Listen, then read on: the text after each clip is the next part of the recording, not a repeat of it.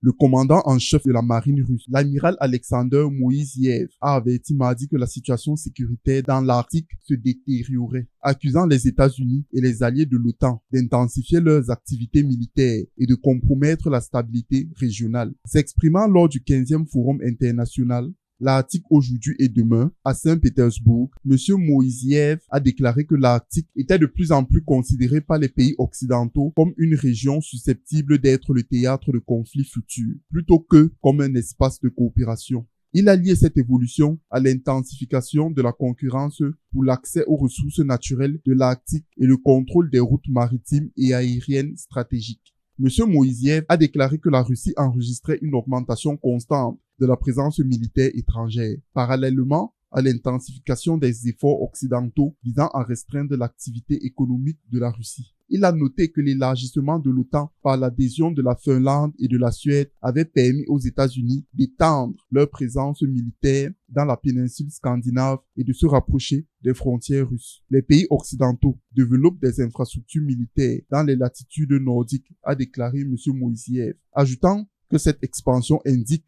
que la formation d'instruments militaires visant à dissuader la Russie dans l'Arctique. Rejetant les allégations occidentales de militarisation russe, M. Moïseyev a déclaré « Ce n'est pas nous qui nous approchons de leurs frontières, ce sont eux qui s'approchent des nôtres ».